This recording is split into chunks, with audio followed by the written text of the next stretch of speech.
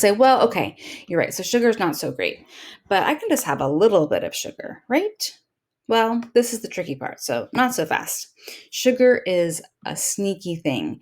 It's most people feel like they're getting sugar in moderation, but if you take the time to track it, you're actually probably not getting it in moderation.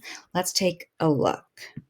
So here are the sugar synonyms. Now, there are more than 50 ways to say the word sugar on a nutrition label without actually putting the word sugar. This is a pretty exhaustive list of all of the other types of sugar. And I have two sort of categories, this left column and then the middle and the right column. So the left column is really the stuff that's less processed. So if you're going to have sugar, these are generally the ones I would recommend. But if you're having all of that, it's still doing the same thing to your body. They're just less processed. So off to the right in the middle, you see the things that are most processed. Agave is something that often shocks people here because they thought it was a low glycemic sweetener, a better sweetener, and it is a low glycemic sweetener. So it will not impact your blood sugar as much as some of the others, but it's really, really processed. The process it's likened to the process of turning corn into high fructose corn syrup, which most of us are well aware of, that not being a health food. And if you think of corn and then how sweet high fructose corn syrup is, it has to go through a lot to get from A to B. And agave, that cactus, same thing. Something else I'd like to point out here is I'm sure not every sugar name is listed here, but I have most of them, and you'll notice I bolded the ones that end in OSE. That is anything that's sugar on a label that has OSE at the end, like dextrose, fructose, glucose solids, lactose, levulose, maltodextrose, maltose, sucrose. Those are all types of sugar. So if you see something that ends in OSC on a label and isn't perhaps on this list, then it also is sugar for the body. That's how the body is going to recognize it as sugar. Okay, so we're going to take part in an activity, and I'd like you to participate. So pause the video and do this work. This is the part that really helps you to see what's happening in your own life, in your house. What are you doing? So take some time, go grab some labels. I'm going to grab some labels here and we'll look at them together, but I'd like you to look at stuff you have in your house. I think that's more practical. And then I'd like you to use that sugar synonyms list to identify as many types of sugars as you can find in the label. And then ask yourself, were there any things that surprised you? So I'm going to go back here, take a screenshot. It's Control-Shift-3 on a Mac will get you the whole thing. And there should be print screen on a PC.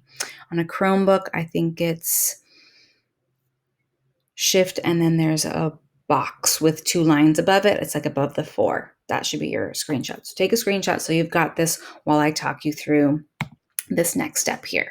All right, so I've got some labels here, and we can take a look at them. This is some Fiber One bars. So here I see semi-sweet chocolate has sugar. Got corn syrup. Barley flakes could be sugar. Sugar again. Maltodextrin, sugarcane fiber. I'm not sure if that will be actual sugar. Fructose, malt extract. That's probably it. So that was like 5 different kinds of sugar there. Let's grab something else. Toaster strudels. We've got high fructose corn syrup, sugar, maltodextrin, dextrose, and then you have 2% or less of, but you still have some more strawberry puree. That's obviously going to have sugar in it. It's got corn syrup. Solids. What else we got here? Sucralose down at the bottom. Okay, so that was again like 5 or 6 kinds of sugar. Let's see. How about kashi? 7 whole grains on a mission, right? We have dried cane syrup. Brown rice, barley, canola oil, cinnamon. Oh, only one kind of sugar. Good to know. Doesn't mean I like them, but Power bars. This one's got maltol syrup, chocolate flavored coating, which have sugar in it. Oligofructose, that was not on our list, but it has that ose and it has a fructose in it, so you know it's a sugar. Fructose, cane invert syrup.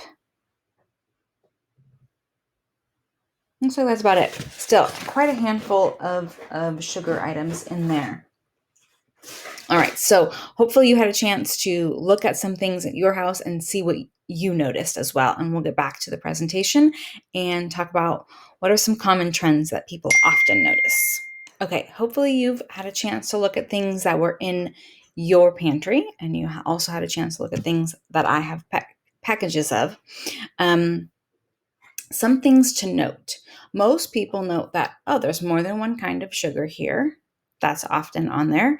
And they'll also note that sometimes it will say 0 grams of sugar on the nutrition facts, but below it in the ingredients, there will be sugar. Let's address these couple of things as well as what's here on the slide. So here's is reduced fat wheat thins.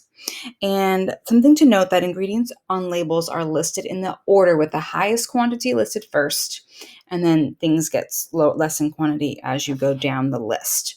And so manufacturers intentionally use multiple types of sugar so that sugar is not listed as the number one ingredient. So here's this example of reduced fat wheat thins: whole grain wheat flour, then sugar, then soybean oil, cornstarch, malt syrup from corn and barley, salt, and refined syrup. So you have 3 kinds of sugar in here. And if we put all of those together and just, however much that concentration would be, I don't know, but it could be more than the wheat flour.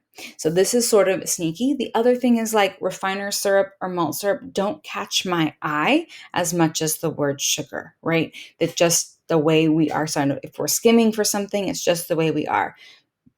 So it's deceptive in that way, both of those ways. The other thing that I like folks to notice, when you look at nutrition facts labels, you also have to pay attention to that serving size, because sometimes that serving size is so small that there's less than half a gram of something per serving, and they don't have to then list it in the numbers part of the nutrition facts label. That goes for trans fats as well. I would say 0 grams of trans fat on the front of the label, but in the ingredients, you'll see partially hydrogenated, whatever kind of oil listed, which is a trans fat. So how can they do that? Same thing, is there's less than half a gram per serving. So it's still in there. It's just not very much, or not as much as it used to be, and is now less than half a gram per serving. So there are lots of tactics that these big box food, these big food companies can do to make things look and sound better to us, the consumer, and that we often don't know about. So I think that's really important to know. Something that's not on here either, but I want you to know, is that there's something called GRAS, GRAS, generally regarded as safe. So a lot of these foods will have things like BHT in them, which are generally regarded as safe. It means the FDA has said, in general, this food is a safe food. You don't have to put it on there. But perhaps this is something that actually bothers you. Perhaps you're sensitive to it. You may or may not know. But there are ingredients that are in your foods that do not have to be listed, which I find abhorrent, to be honest.